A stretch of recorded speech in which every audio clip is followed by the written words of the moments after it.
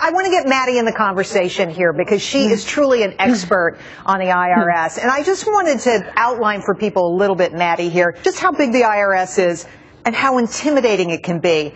Consider this, the 2012 budget for the IRS, $11.8 billion. That's bigger than the EPA, the FBA, FBI, that is, the FDA. I mean, you name it. This is a big organization with nearly 90,000 employees. These people can come after you. Talk to me a little bit about the power of this agency. Who's minding the minder? I mean, at the end of the day, it seems like they almost get away with whatever they want to do.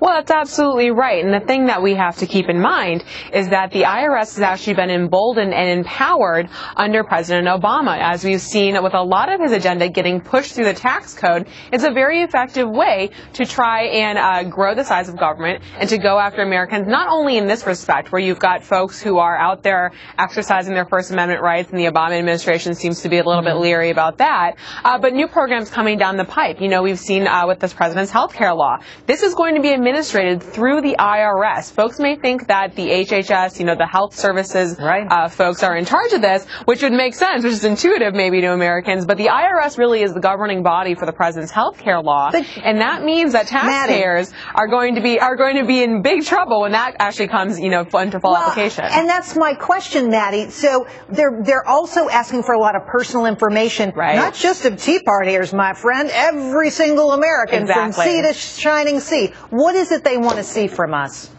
Right. Well, you know, you heard Stephanie talk about kind of the way that the IRS was prying into her own kind of home business, if you will. All Americans in 2014 are going to have to start reporting to the IRS whether or not they've purchased health care and whether or not that health care qualifies as health care coverage as it's specified under the president's health care law. So what that's going to look like when you're filing your taxes in 2014 is that you're actually going to have another form to file on top of the, you know, W-2 that you get. And every, I know, it's only going to get worse, Jerry. It's only getting worse. You know, this is, I got to tell you, the amount of information the government's collecting on me is astonishing. Whether it's the IRS or the Consumer Protection Bureau out there, they're collecting a lot of information.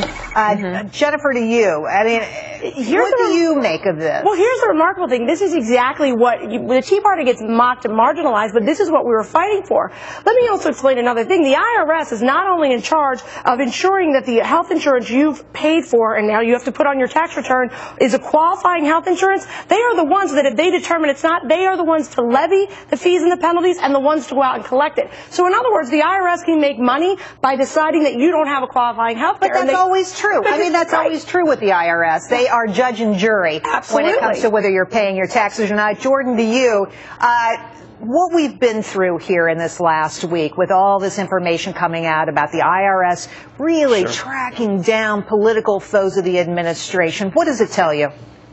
It tells me that all the mainstream media folks out there who called the Tea Party activists, you know, paranoid and conspiracy theorists, this is worse than anything the Tea Party thought was actually going on in the government. I mean, this is targeted political groups.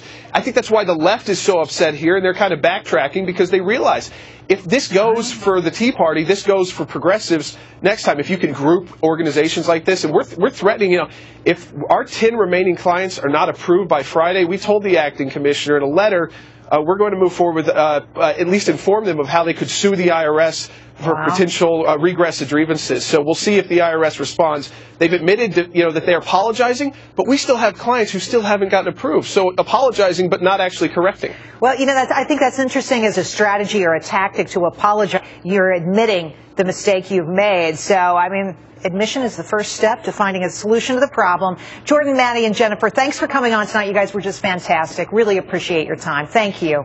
Thank you. Thank you.